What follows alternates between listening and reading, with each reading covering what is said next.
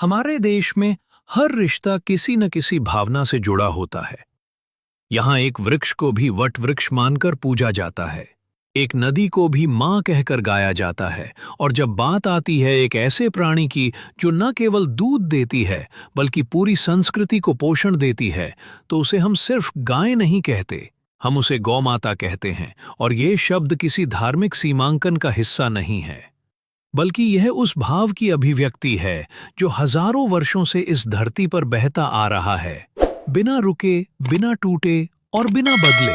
क्योंकि गौ माता सिर्फ दूध देने वाली जीव नहीं, बल्कि एक जीवन शैली, एक विचारधारा और एक चेतना का नाम है, जिसे भारतीय संस्कृति ने केवल सम्मान ही नहीं दिया, बल्कि धर्म, विज्ञान, कृषि, पर्यावरण और आत्मा से जोड़ दिया। और जब जब समाज ने इस रिश्ते को समझा है, उसने न केवल शारीरिक बल्कि मानसिक और आध्यात्मिक उन्नति भी प्राप्त की है। पर जब जब इस रिश्ते की अवहेलना हुई है, तब तब प्रकृति ने भी अपना संतुलन खोया है और संस्कृति ने भी अपनी जड़ें हिलती महसूस की हैं। क्योंकि गौ माता कोई वस्तु नहीं, वह ऊर्जा है, ऐसी ऊर्जा जो अन्न देती है, औषधि देती है, आशीर्वाद देती है और जीवन में संतुलन बनाए रखती है। और यह कोई भावनात्मक अतिशयोक्ति नहीं, बल्कि प्रमाणों से भरी हुई ऐतिहासिक और वैज्ञानिक सच्चाई है, जिसे यदि आज भी हमने न समझा तो हम केवल परंपरा नहीं, भविष्य खो देंगे। क्योंकि गाय का स्थान केवल भारतीय धर्मों में ही नहीं, बल्कि जीवन के हर क्षेत्र में अनिवार्य रहा है। और इसका प्रमाण हमें वेदों में भी मिलता है और विज्ञान प्रयोगशालाओं में भी, जहां ऋग्वेद से लेकर अथर्ववेद तक गाय को अगन्या कहा गया है, यानी जिसे मारा नहीं जा सकता, जिसका अपमान नहीं किया जा सकता, क्योंकि वह अपने आप में ब्रह्म की अनुभूति है, एक चलती फिरती प्रकृति है। और जब वेद कहते हैं कि ब्रह्मा उसके मस्तक में, विष्णु उसके गले में, शिव उसके हृदय में, लक्ष्मी उसके गोबर में, गंगा उसके मूत्र में और सरस्वती उसकी जीभ में निवास करती हैं, तो यह कोई मूर्ति पूजा का प्रचार नहीं, बल्कि प्रतीक है उस समग्रता का जो गाय के रूप में साकार होती है। क्योंकि गाय केवल दूध देने वाली नहीं, बल्कि संस्कृति, श्रद्धा, विज्ञान और प्रकृति के बीच पुल है। यह आज वैज्ञानिक प्रयोगशालाओं में सिद्ध हो चुका है। और गोबर से दीवारें लीपने की परंपरा, जो कभी ग्रामीण भारत की पहचान थी, अब वैज्ञानिक रूप से साबित कर चुकी है कि यह दीवारों को ठंडा रखने, बैक्टीरिया से बचाने और रेडिएशन को रोकने में सक्षम होती है। और आज जबकि दुनिया नॉन रिन्यूएबल एनर्जी के संकट से जूझ रही है, वही गोबर बायोगैस और जैविक खाद के रूप में एक समाधान बनकर उभरा है।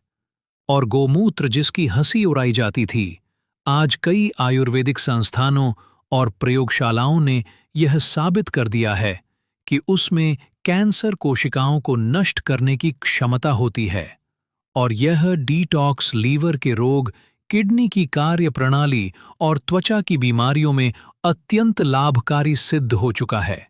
और इसीलिए आयुर्वेद ने उसे गाऊ अर्क कहा और पंचगव्य चिकित्सा में उसका विशेष स्थान बनाया।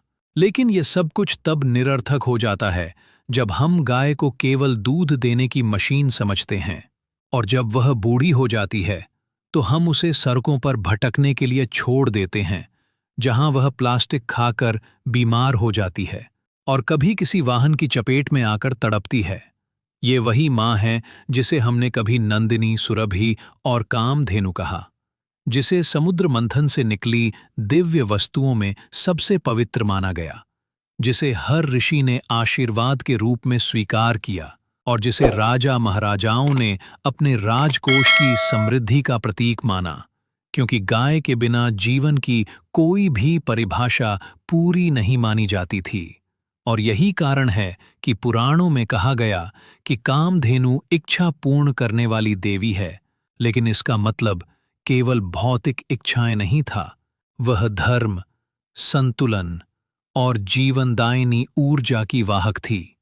और जब वशिष्ठ आश्रम में नंदिनी गाय के लिए विश्वामित्र और वशिष्ठ के बीच युद्ध हुआ, तो यह कोई संपत्ति का झगड़ा नहीं था, बल्कि यह संघर्ष था नैतिकता और बल के बीच। जहां एक ओर बलपूर्वक गाय को हथियाने की कोशिश थी, वहीं दूसरी ओर उसकी रक्षा के लिए आत्मबल खड़ा था।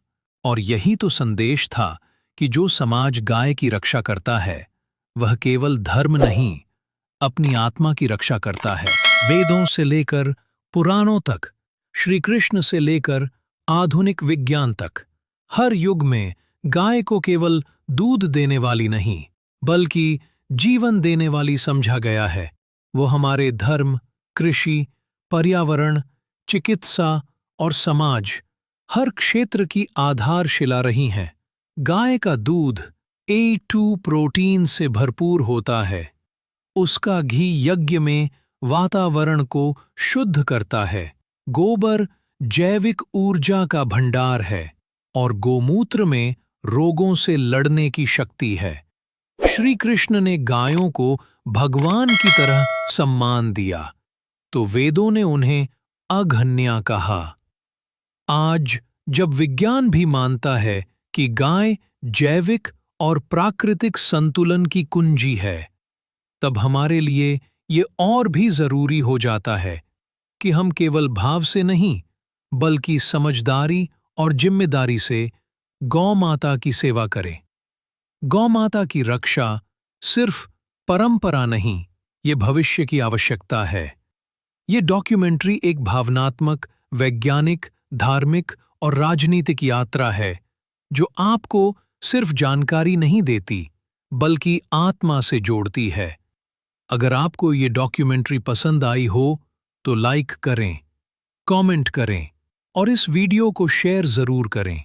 और हमारे चैनल को सब्सक्राइब करना न भूलें, ताकि आप ऐसे ही गहराई और सच्चाई से जुड़ी जानकारियां सबसे पहले देख सकें। गौ माता की जय।